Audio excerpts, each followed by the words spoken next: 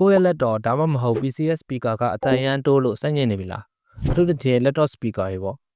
desktop PC ကြတော့ external speaker နဲ့တွဲသုံးရဆိုတော့သိကိစ္စမရှိဘူးဒါပေမဲ့ laptop မှာကြတော့အဲ့လိုမဟုတ် hardware space ရနေရာချင်းချင်းလေးထဲမှာထည့်ထားရတာဆိုတော့ speaker size ကသေးတဲ့အပြင် Windows system ကလည်း software ရ limit လုပ်ထားလည်းရှိတော့ speaker တန်ကအရန်တိုးတယ်ဒီပြဿနာကိုဘယ်လိုဖြေရှင်းလို့ရလဲဆိုတဲ့နည်းလမ်းလေးကိုဒီဗီဒီယိုမှာ sharing လုပ်ပေးမယ်ဒါဆိုရင်ဗီဒီယိုလေးစလိုက်ရအောင်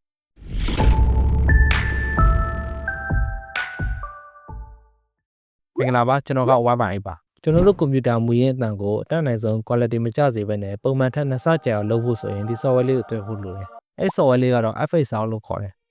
Microsoft Store ကနေလည်း download လုပ်လို့ရတယ်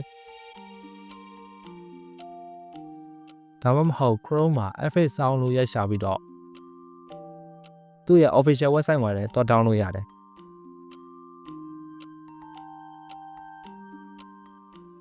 ကျွန်တော်ကတော့ Microsoft Store ကနေပဲသွင်းလိုက်ပါမယ်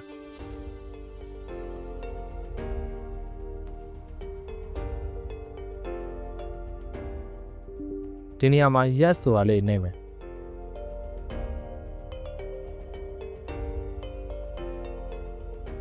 သွင်းတော့ပြီးသွားရင်တော့ဒါမျိုးပေါ်လာလိမ့်မယ်ဒါမျိုးပေါ်မလာရင် hidden icon menu လေးမှာ software လေးကို click ချက်နှိပ်လိုက်ဒါဆိုရင်ပေါ်လာလိမ့်မယ်ကျွန်တော်တို့ဒီနေရာလေးမှာ sound style ကိုကြိုက်တာရွေးလို့ရတယ်ကျွန်တော်ကတော့ music နဲ့ volume boost ကိုပဲအဓိကသုံးဖြစ်တယ် music ကတော့တချင်းနားထောင်ရင်အဆင်ပြေတယ် volume boost ကကြတော့ overall speaker အတန်ကိုကျယ်အောင်လုပ်ပေးနိုင်တယ်ဒါကြောင့် volume boost ကိုပဲအမြဲထားသုံးရင်အဆင်ပြေတယ်ဆိုတော့အဲ့ဒါလေးနှိပ်လိုက်ပါမယ်ပြီးရင်ဒီအောက်နားလေးက menu လေးကိုနှိပ်မယ်ပြီးရင် setting ဒီနေရာမှာ automatically switch to ဆိုတာလေးကို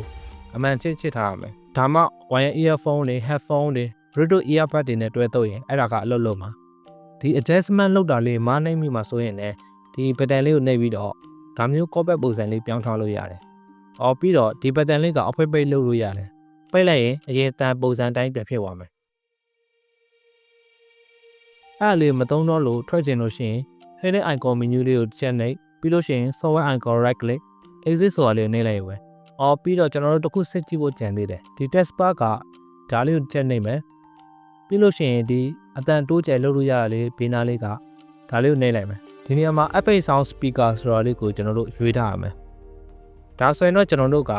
ဒီ app လေးနဲ့ကွန်ပျူတာရဲ့ speaker အတန်ကိုကျယ်အောင်လုပ်နိုင်ပြီပဲဖြစ်ပါတယ်အကောင်းဆုံးစိတ်ပြေနိုင်မယ်လို့ညွှန်လိုက်ပါတယ်ဒီဗီဒီယိုလေးကတော့ဒီလောက်ပါပဲဗီဒီယိုလေးကိုသဘောကျရင် channel subscribe လုပ်ဖို့မမေ့နဲ့နော်ကျွန်တော်တို့နောက်ဗီဒီယိုမှာပြန်ဆုံကြတော့ပေါ့ see you guys